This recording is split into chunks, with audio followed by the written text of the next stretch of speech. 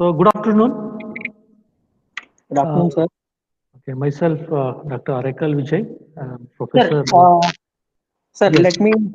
let me take that pleasure, sir. Let me Okay. introduce let me introduce our participants. Yes. Yes. Yes. So, Okay.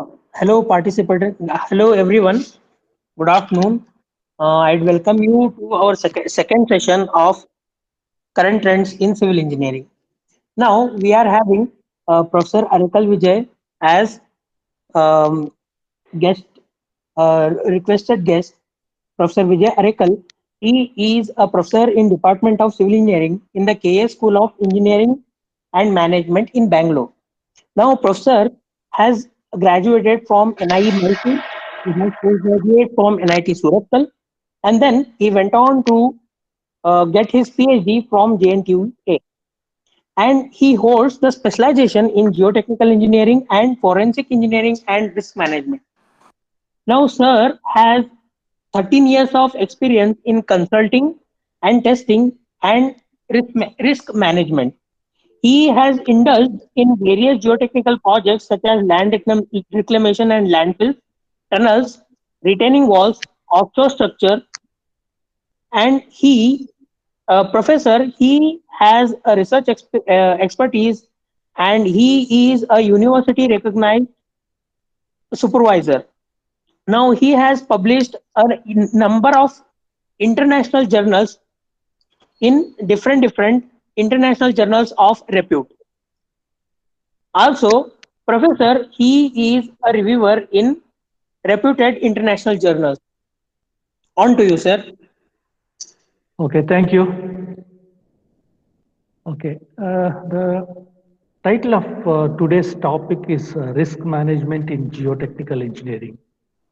Okay, although the title seems to be restricted to geotechnical engineering, but the concepts are applicable for all other areas of civil engineering. Okay.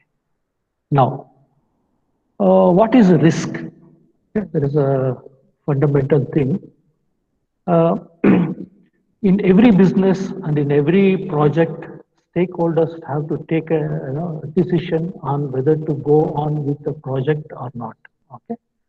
So obviously there will be a risk.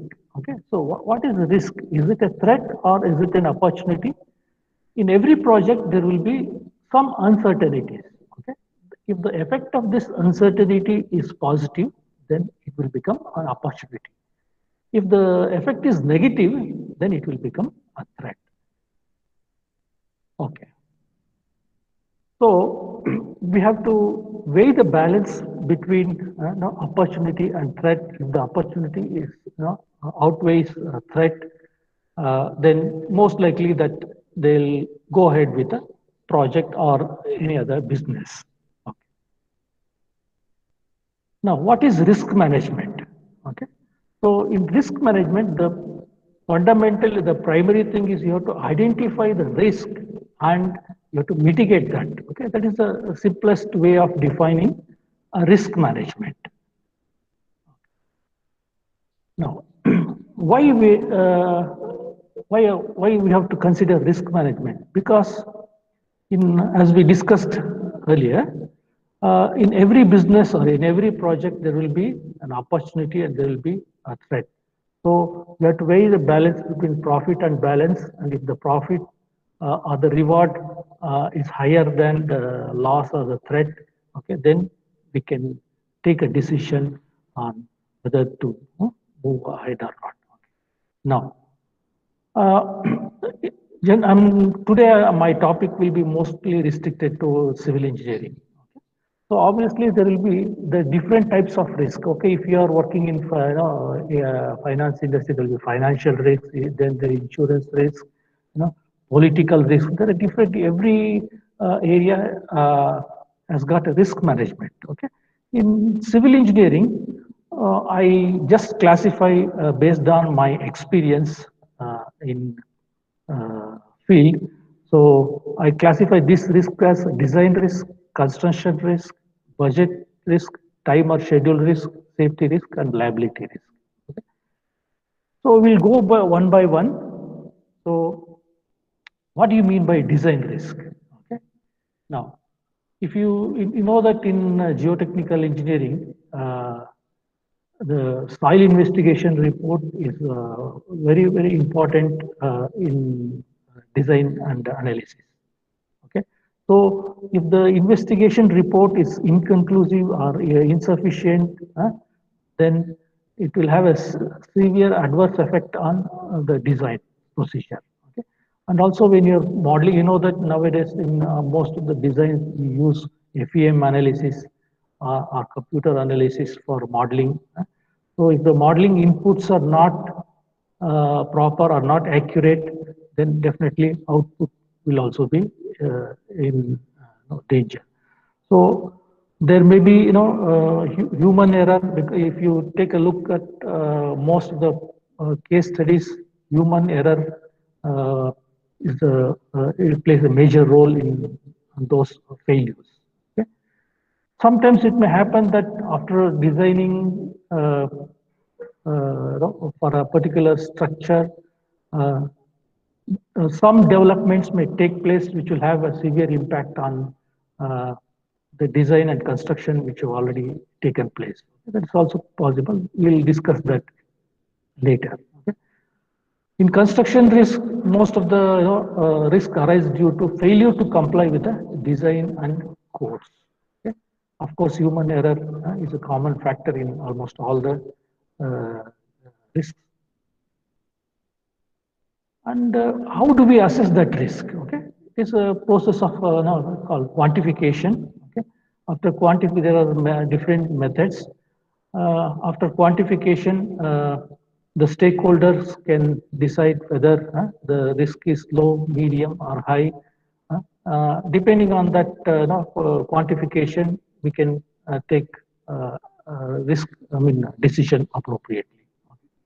So basically, classification of risk, there are a method of risk analysis classified into two groups: qualitative risk analysis and quantitative risk analysis. Qualitative risk analysis means analysis will be done at risk level. Okay, what is the probability of that risk and what is its impact? Okay. Probability means how likely, what is the chances of occurring that risk, and what will be if that failure or occurs, then what will be its impact? Okay, that is called qualitative risk analysis. This analysis is a core engineering analysis. Okay. Next, quantitative risk analysis. This is done at the project level. Okay. This is mostly a kind of data analysis. Okay. So today's talk will be mostly on qualitative risk analysis because that is what engineers are interested. That is the core engineering topic. Okay. Then what is the risk difference between qualitative and quantitative risk? Qualitative risk is done at risk level because in a project there may be several risks. Okay. So it is done at risk level. And what will be its implication on project? Okay, that is about quantitative risk analysis. So usually subjective evaluation of probability and impact that comes under qualitative risk. And this analysis will be easy to perform and you don't require any special software tools. In quantitative risk, it is time consuming and it is expensive and you require specialized software tools. That's why in most of the project, most likely we'll deal with qualitative risk unless the project size is magnanimous, okay, it's too big, then we go for quantitative risk analysis. So quantitative risk analysis mostly comes under like probabilistic risk assessment. There are different methods like random finite element method, first order, second moment method, first order reliability method, geostatics, and nowadays they use Monte Carlo simulation also. Okay, these are today's talk. I'm not going in detail about this quantitative risk analysis because it is too theoretical. So I try to keep things simple today because it's a post-lunch session. Okay? So just to give you a glimpse on how this qualitative risk analysis is done. You can take a look at this slide. You see that probability and impact, these two parameters will come under qualitative analysis. So each parameter will be given, assigned some weightage like 0 to 5 marks for probability and 1 to 5 for impact analysis. And risk matrix will be prepared. Okay, you can see that it's a risk matrix table here. If the probability, let us say, if the probability of a particular risk is more, okay, but its impact is less, okay, then still it is worth considering or going taking that project or the risk. Okay. Similarly, if the impact is more but the probability is less, then also we can take a appropriate decision. But if both probability and impact is very high, then most likely uh, that risk may not be taken or may not be considered. Maybe it is passed on to some other entity, or they may take no, other decisions. Okay, because the organization or the human resource may not be able to handle that risk. Okay, so this is the simplest example for quantification of risk.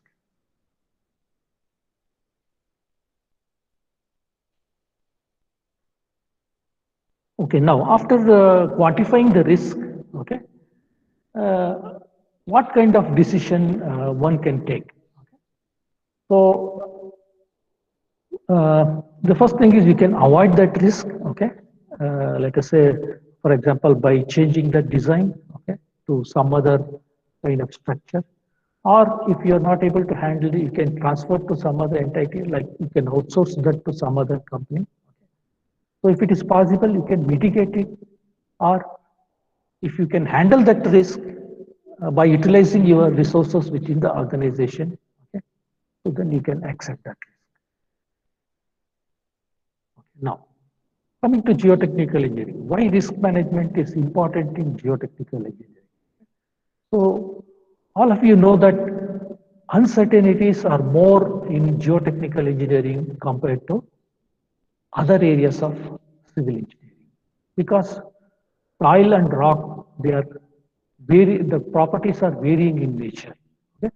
Even if you drill 1,000 boreholes in a project, in between the boreholes the soil properties may change, okay, which may not come into the notice of designer. So variability in soils and rocks is rarely taken into account directly in traditional geotechnical analysis. You know how we do design.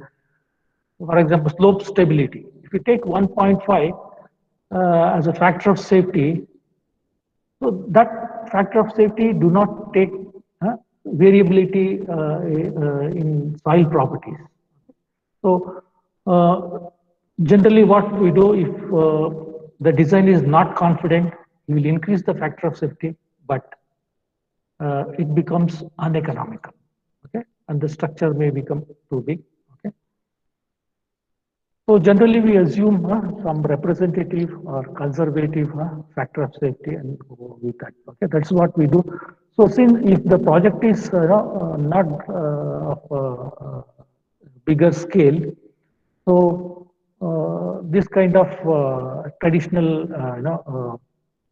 analysis may not may not have that much effect. But if the project scale is too big, then definitely it will have effect. That's why uh, uh, risk management plays a very important role in geotechnical engineering. So that's why some of the developed countries, they made it mandatory that risk management is compulsory in most of the projects, particularly in design and build projects. Okay? So it will be too risky if in the design and build project if there is no risk management.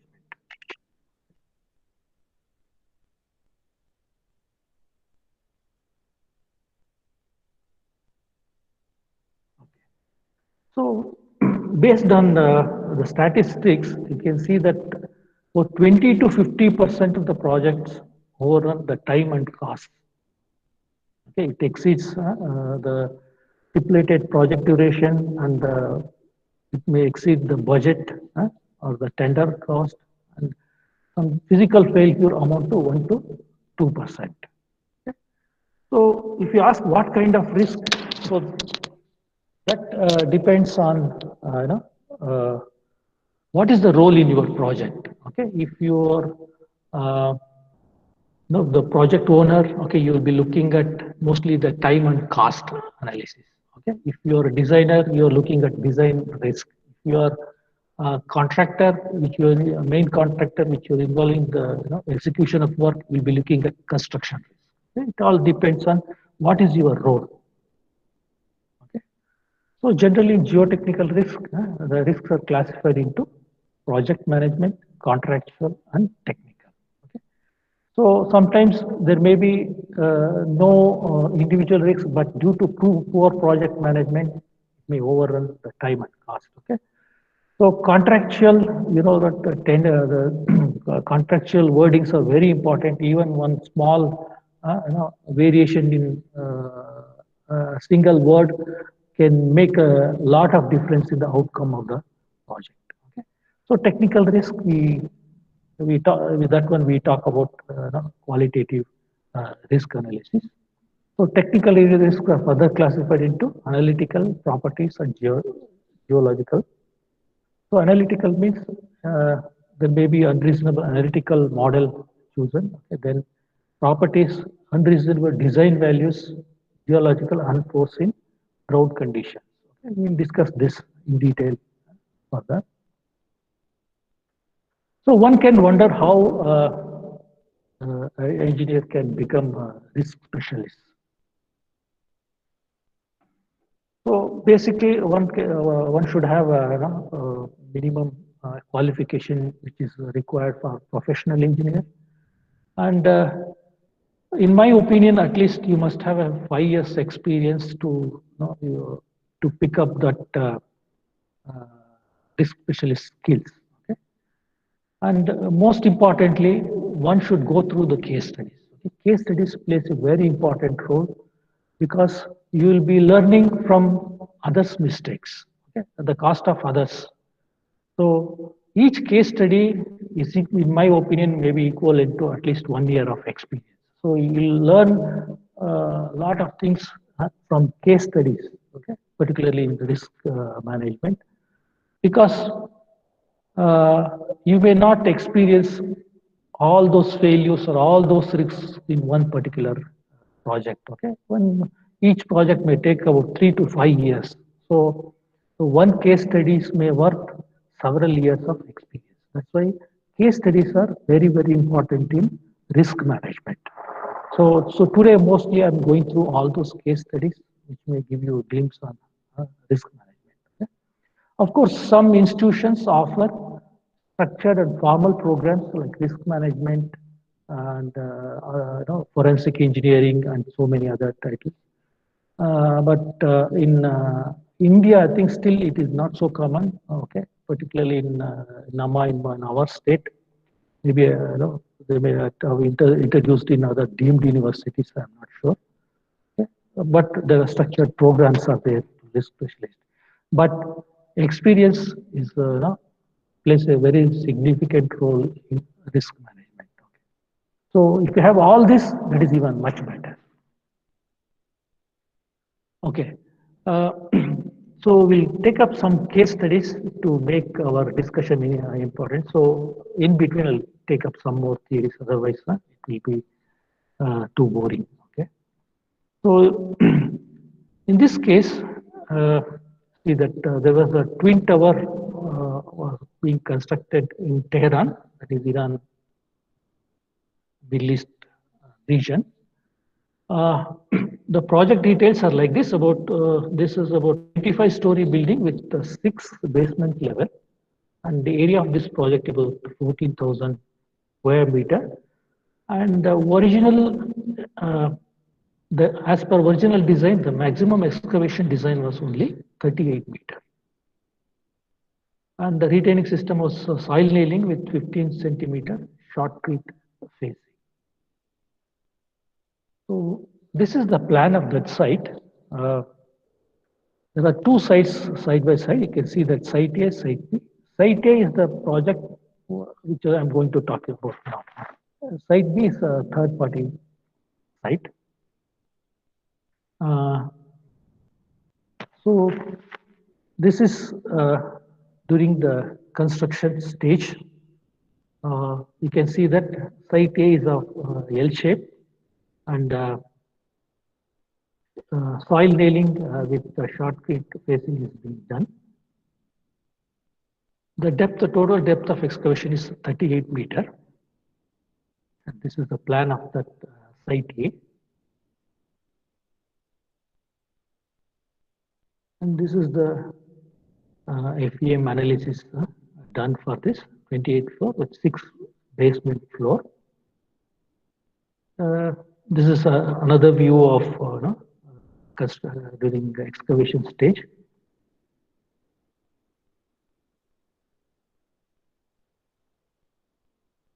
Soil investigation details are like this. Okay, they did 8 boreholes and a depth of 75 meter, and the soil is coarse grained cemented alluvium.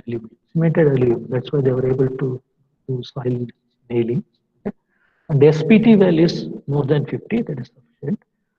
And the apparent cohesion was 40 kilonewton per meter square to 80 kilonewton per. Of course, they've done both in situ direct shear test and laboratory direct shear test. You see this report.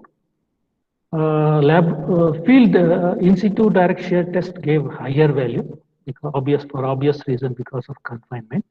Okay. And laboratory test they conducted for greater normal stresses because of limitations. They could not. They have to stop at 300 kilonewton per meter square for field test. Okay. This is what I meant about uncertainty. You can see this in this site, so much variation in the same vertical profile. You can see on one side you have a sandy soil, on the other side you have gravel. And that too, particularly in between these two soil types, you can see that the variation. Okay? So that's why risk management plays a very important role in geotechnical engineering. So what happened in this case? Okay, initially the design was the construction went on as per the original design, but halfway through during the construction stage in site B, okay, they dig 6 meter deeper than the project A. That is more than 38 meters. Okay. So then what will happen? So they had to calculate to revise the calculation as per the analysis. Okay. There was the unbalanced force which is almost equivalent to base shear of PGA 0.35. So it is almost equivalent to an earthquake. So now they have to revise the design. Okay, you can see this. This is the original design. The original planned excavation was 38 meter. Because of unexpected increase in the depth of excavation at the third party property, that is adjacent property, they have to increase this to 42.5 meters. Okay. So what they have to do, originally in the original design, there was no RC soldier piles. You can see that below the 38 meters. They had to install additional RC soldier pipe and additional 2 rows of soil nailing. Okay. So after this incident, okay, they were not confident, and they have installed some more nails in between those nails which were installed earlier, and the length was also extended beyond that original soil nails. And of course, you know that below that mat foundation was laid. So this mat foundation gave lateral rigidity to this retaining wall. Okay. So in this case, they may observe, they followed observation method. Okay, observation method means uh, it is in traditional design. What we do once the design is complete, okay, they simply they will follow that construction procedure till it complete uh, uh, the project. But in bigger projects like this, observation method is very important because you have to keep observing the behavior of those structures, behavior of those excavation sites, and any development in adjacent sites. All this have to be taken care, and you have to analyze the original analysis and redesign it. Okay, this is called observational method, and to do back calculation. Okay, it's called observational method and back analysis. Okay? So this is important. You see this in the original design and construction procedure. There's no problem because perfectly fine until you find new development in the adjoining properties. Okay? So this is why the risk management plays a very important role. So it's called back analysis. So computer analysis or FEM analysis had to be done because of new development in adjacent site. Okay? So otherwise, if they're not done this, back analysis and followed that observational method, probably they would have been in deep soup. Okay. So most of the cases I'll take from geotechnical background because that is what where I worked. So I do not want to take up other areas which I am not familiar. Okay. So of course, I'll discuss some few simple cases in other areas also. So second one, metro tunnel collapse in Singapore. Okay, this incident occurred sometime in 2004. Okay, I personally knew some of the details about this project because I was working next to this project site. Okay, you can see that there was a excavation was going on for this metro tunnel. The method adopted was cut and cover method. Because this site was very close to seashore, you can see that. This is the backwater of that sea. So obviously, the soil in this area was marine clay. You know that marine clay is very much problematic, like our black cotton soil.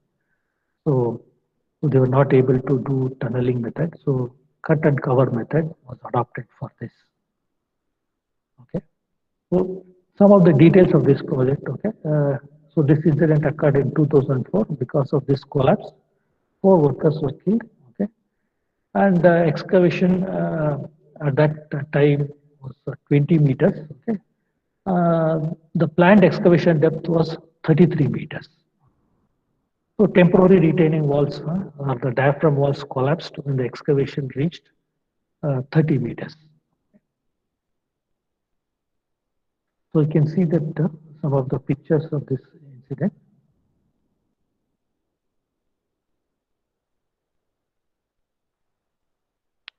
So this is stretches before collapse and after collapse. So this report was taken from the government of Singapore. Okay, you can see that this is the details of temporary retaining system. Okay. So at the time of incident, they observed the inclination of this retaining wall, buckling of struts, valence, stiffness. They heard a loud crack noise. All these things were observed at the time of incident. Okay, excessive wall deflection, Baler beams, stiffener plates collapse, ground settlement, cracks in the diaphragm walls, okay, failure of concrete cobrels, falling up support brackets. Okay, you can see this this picture. The stiffener in the C channel of web was buckled, and even the struts were also severely deformed. So all these things were clearly visible. Okay? Uh, so like in all other incidents, a detailed investigation was carried out. Uh, so to their surprise, okay, this is one of the classic example for design risk. Okay, what happened in this case? They did simulation of FEM analysis. Okay, in the input, what they did is instead of giving feeding shear strength parameters on the basis of total strength parameters, they keyed effective strength parameters. Instead of C and phi, they keyed in C dash and phi dash. That is a simple like a grammatical error. Okay, so they did this one because of this.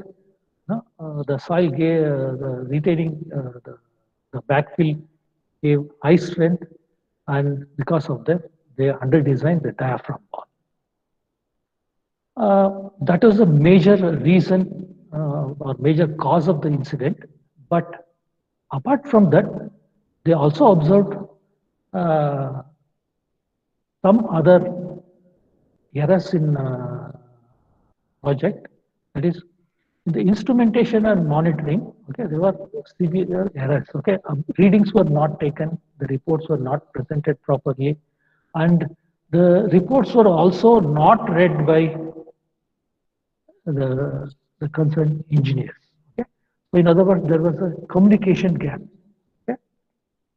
So this is what happens in most of the projects in such cases.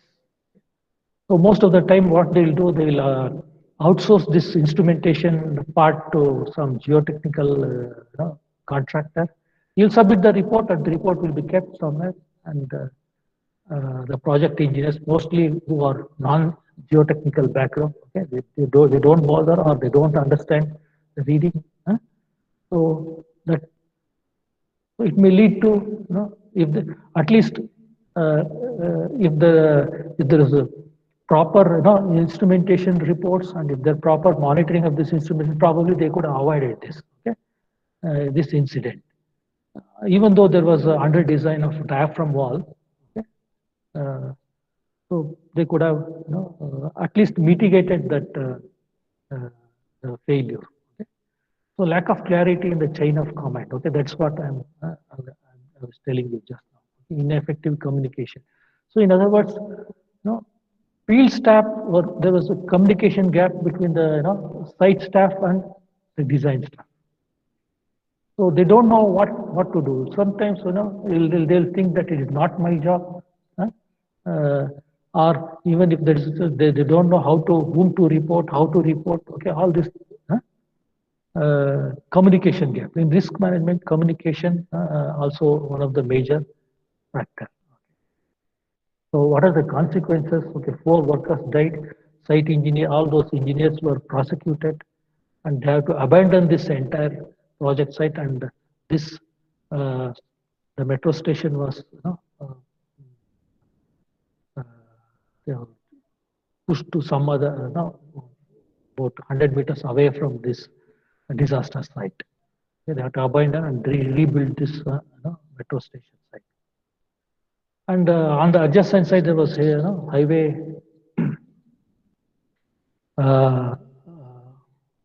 was situated. Okay, and that one also collapsed. Okay, and because of the lots of claims and disputes, legal complications were arisen, and definitely in such cases, the reputation will be at stake and business will be affected.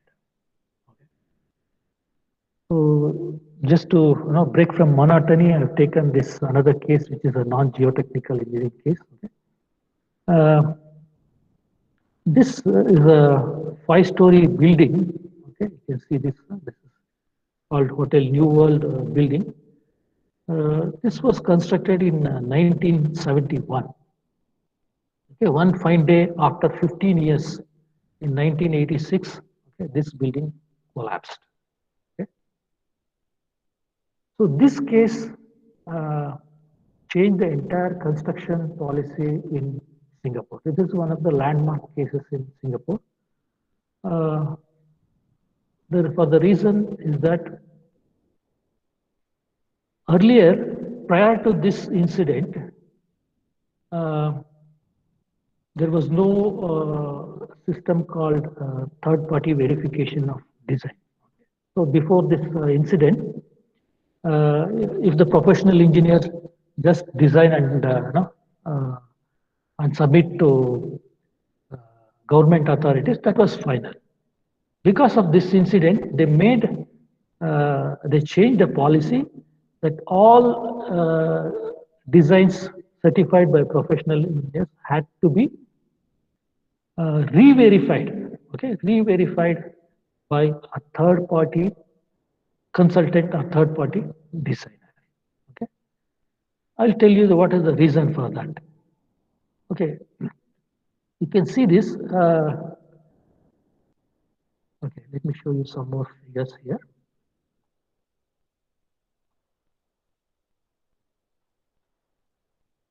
Okay.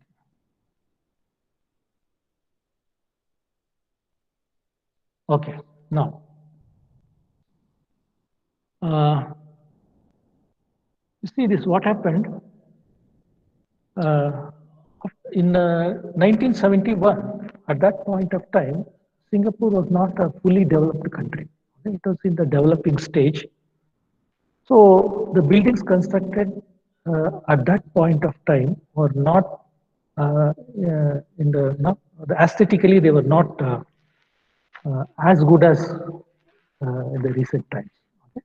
So with the developing economy, so the customers' expectations were also increased. So what they did was uh, the owner wanted to renovate this building, so he installed glass facade for the entire building. So that was the one additional uh, load, okay, that came up on this building. Okay, and also with the ceramic tiles, glass facade, all those things, okay, that added about 50 tons. Okay. And secondly, one more additional load was air conditioning system, the cooling towers. Okay, they installed on rooftop. Okay, that also added few tons.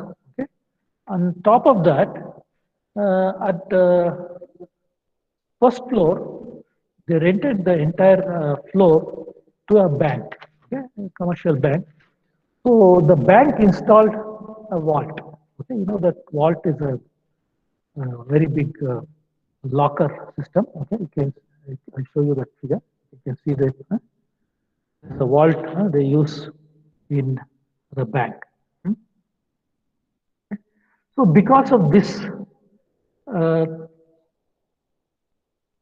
uh, addition of about more than about 80 tons of load, so the building collapsed after 15 years, that is in 1986. So, so these are the chronology of events, but just because of adding these components, should the building collapse? Okay, that is what the surprise. So after going through thorough investigation, the investigators found that uh, this structure was also under-designed. Okay, so to put it blunt, okay, under-design means the designer did not consider uh, the self weight of the load, self weight of the structure. Okay, that is a blunder he made. But if you know that major component in civil engineering is self weight of the dead load, right? But if the dead load is not considered, then how the building can survive for 15 years? Okay? If they did not take up that renovation work, probably this building could have survived for 50 or maybe even 100 years. No one knows.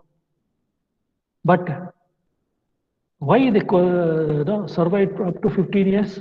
Probably because of factor of safety. Okay? That's what in traditional design we use very high factor of safety.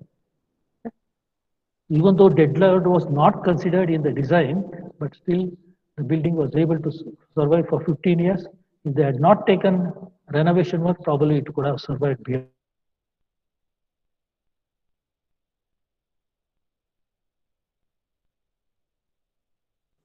Give away first, okay? So based on the residents or the tenants version, they heard cracking sounds. Okay? This was considered as a progressive failure. So these two columns gave away first. And because of these two column failures, it will have a cascading effect on other columns also. So finally, the entire structure collapsed. These are some of the pictures of investigation. So there was, in previous case, it is not just the under design. There was many construction failures also, construction mistakes. You can see that piles were not in the order. Okay, it looked like just they piled randomly. Okay. So the cause of the report incident was dead weights of many structural elements were grossly under design. Okay. So from the local engineers version, I heard that this was not at all, the dead weight was not at all considered. Okay. So further loading, another loading, as I told you, further loading, installation of water tank and then tiling of building facade, all this added to the cause of the incident. Now, is there any way we can mitigate this failures in geotechnical area? Okay, so in my opinion, I think one of the best possible ways to mitigate geotechnical failure by installing proper instrumentation program. So nowadays you can see that you can have a real time, okay, real time data transfer from inclinometer. As I told you, one of the main lacuna in instrumentation program is that there is a communication gap between the instrumentation, the geotechnical contractor and the main contractor or other engineers. And normally, when they submit the report, they'll keep it and they don't bother. Okay. So that's why if you have real-time data transfer, so it will have sufficient warning. So all the stakeholders can be involved in this kind of instrumentation program. Okay? You can see that now this is some of the examples of digital inclinometers and digital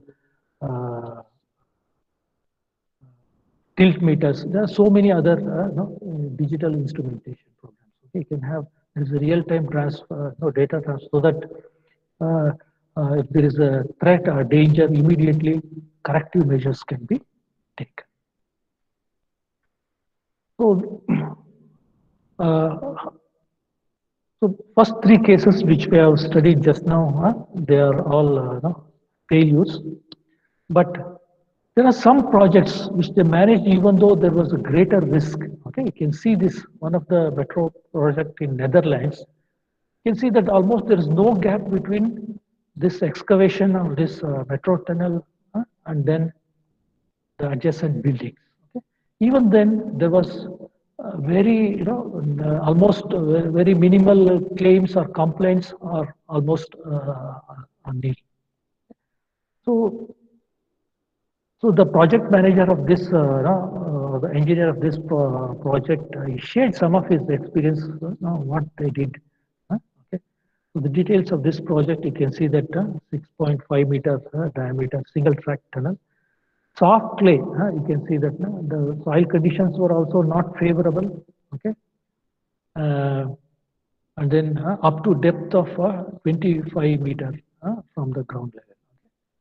So what is the tips they are given this project engineer also? You should know the risk appetite. Okay, risk appetite means suppose if you are digging that for that tunnel, what will be its impact? Okay, will there be so for example, if there is no development, okay, if there are no buildings or there are no structures uh, uh, in the vicinity of that project, okay, definitely impact will be less, even though risk is there, but the impact will be, probability is more, but the impact will be less.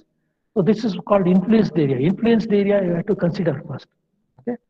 Then the risk perception. Risk perception is adjacent, the occupants of that those buildings. Okay, we have to involve them. We have to keep them updated.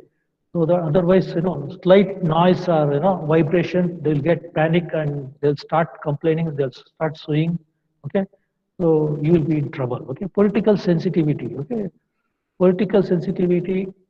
You know that one of the best projects, in my opinion, best managed projects was Delhi Metro projects. Okay, Delhi Metro project they completed within 5 years. Even though the political sensitivity was very high because lot of interference in that because of many reasons. Okay, uh, uh, so political sensitivity also has to be looked into. Okay. So we have to plan properly, we have to get organized. As I told you, instrumentation plays a very significant role in risk management. Okay. Remedial measures also has to be planned properly. If there is, suppose if there is a settlement adjacent to this area, what is your action? What is the action plan? So that also has to be planned properly. So make sure risk gets attention. Risk gets attention means you have to involve all the stakeholders. Okay, this is the risk involved, so that everybody will be attentive. So when the risk gets attention, definitely every involvement will be more. Okay, just for example, you can see that there was an old airport, one of the old airport in Hong Kong, which was situated in the middle of the city.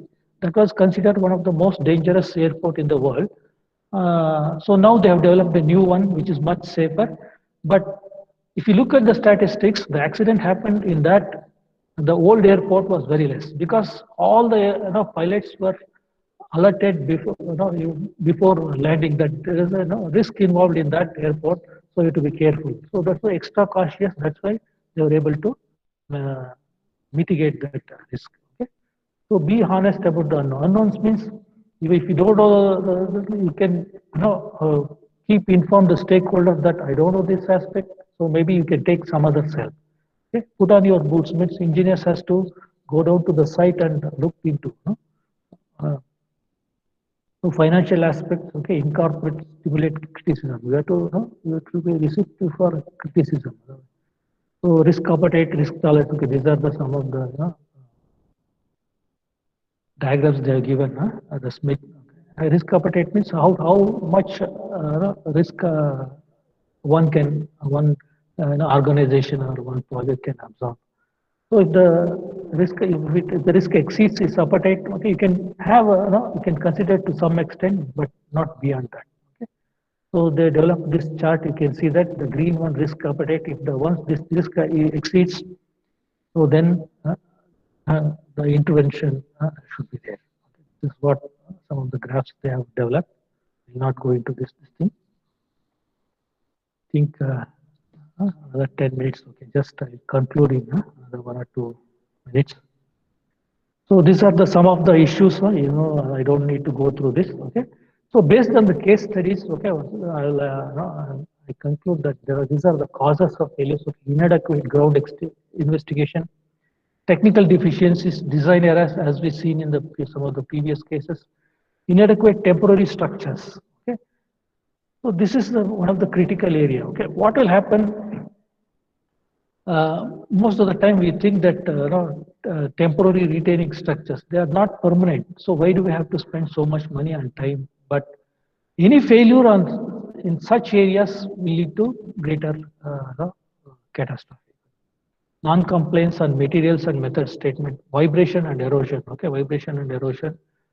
You know that they are place very important in particularly in urban areas. Okay, so for example, if you have to drive steel piles, okay, suppose next to any heritage building or let us say Vidhan Saudha, okay, so definitely it will have a vibration, then you cannot use that. So you have to change your design to board piles or concrete piles, in situ piles, okay, like that we have to anticipate all this risk before these things. Okay. How to minimize this risk? As I told you, case studies, from case studies you can learn many things. Okay. So definitely experience and skill plays an important role. So we should not cut down on detailed soil investigation cost. Okay, strict compliance and codes is necessary. So digital instrumentation, artificial intelligence, real-time data transfer, as I discussed in that. Okay. So third-party auditing, uh, definitely it will minimize the risk. Okay. So if you want to indemnify, you can transfer the risk to financial institutions like insurance companies.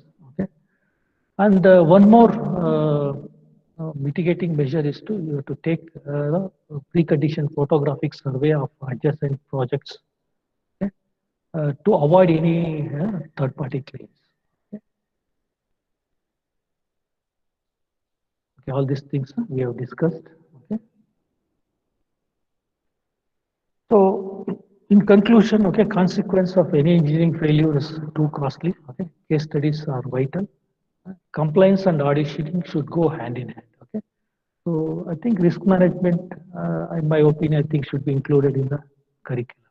Okay, so there are a few other cases. Okay, but I think due to short of time, I think I may have to stop at this stage. Okay, in the meantime, okay, if you have any questions, please go ahead. Sir, I must say that was very thought-provoking and very informative session. So, participants, I would ask you to put up any queries there. Okay, sure, sure.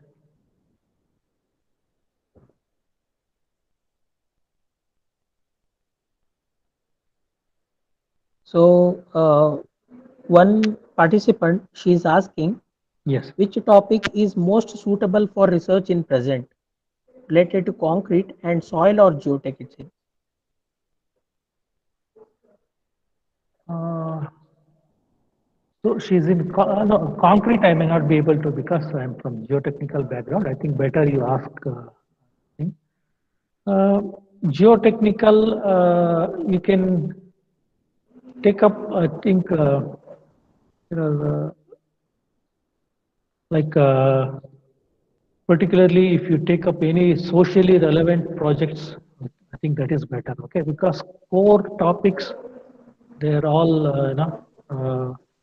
uh, time consuming and you need a lot of patience. Okay, if you take up any socially relevant projects, I think that is better. Like just now, I I told you about those problematic soils, like the marine clays. Okay, uh, such there, I don't think there is not much uh, research was done on marine clays.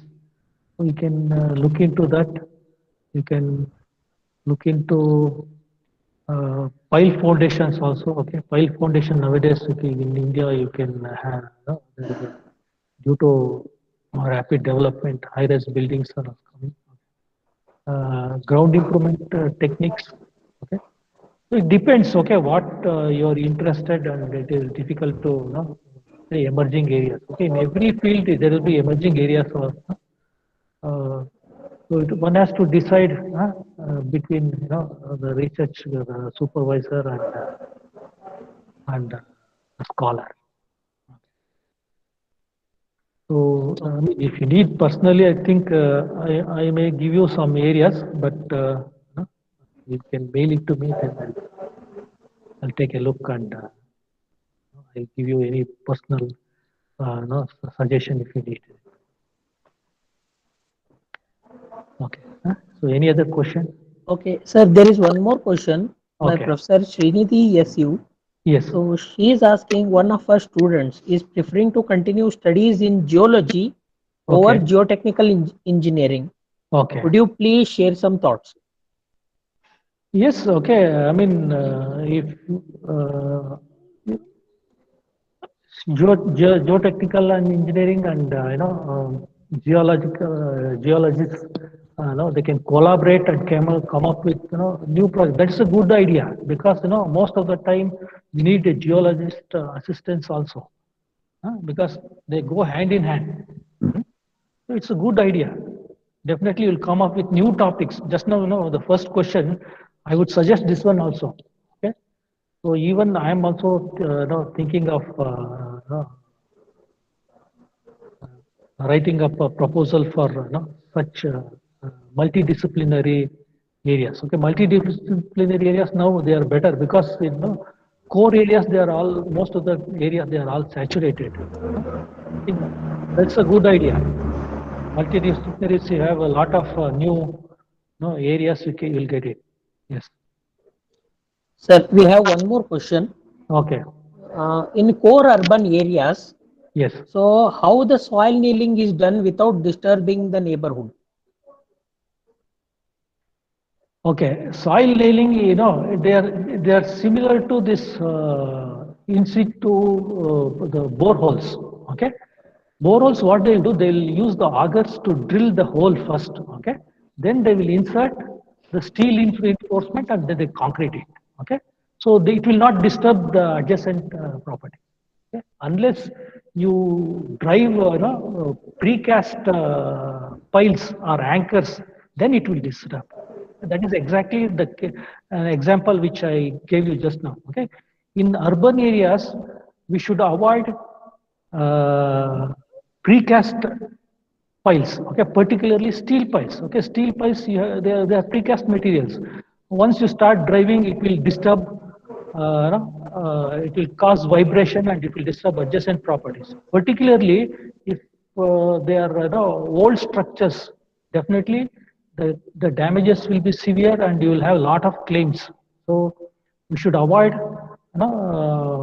driving precast piles in urban areas. Okay. So similarly, here also in soil nailing, they are not anchors are not precast. Okay?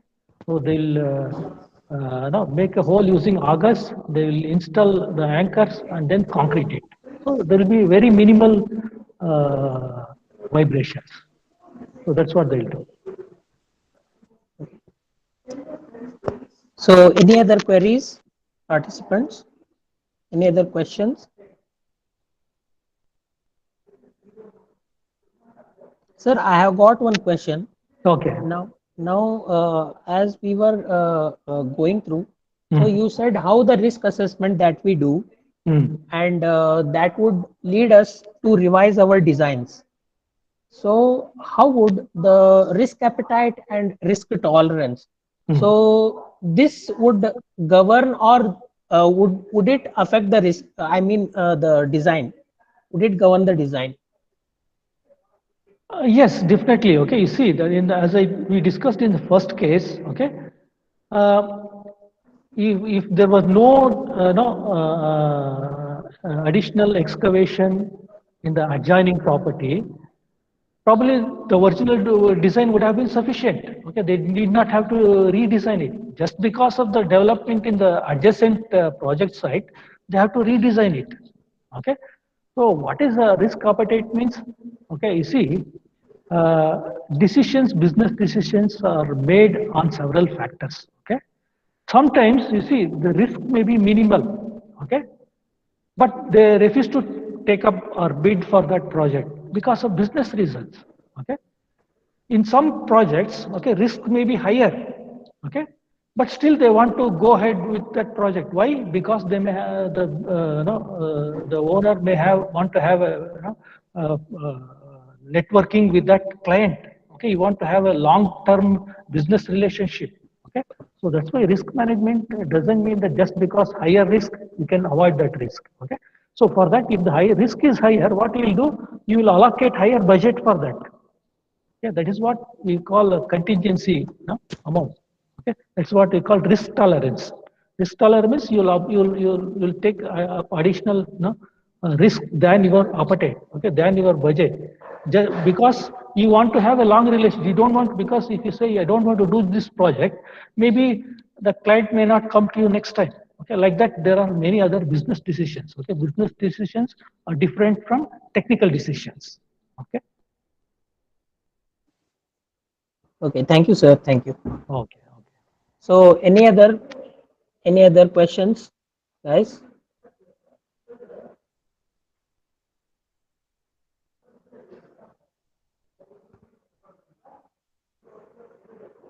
So one of the participant, he's asking, how do we Yes. go forward in this field? How do we go forward? Means, do you want to pursue this as a career, or Probably he is asking to pursue his career. okay? You see, this uh, risk management career, you have to think of only after getting some years of professional experience. Okay, you cannot directly become risk specialist, because otherwise you will not have a skill to identify the risk. Okay, risk. What is risk management? The primary you identify the risk. Okay, that is a crucial part. So you see, mitigating and managing risk is not a big problem. Identifying the risk is important. How do you identify? With your experience, with your judgment. Okay, you can only identify. So that's why experience is vital for becoming a risk specialist. Okay, so that's why what I suggest is, if you have apart from basic qualification, you work in design and construction. Okay, then only you can think of becoming risk specialist, because identifying risk is very crucial in this area.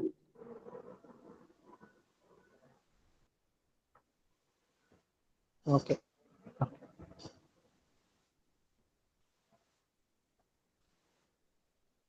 Okay, sir. Okay. I think there are no more questions.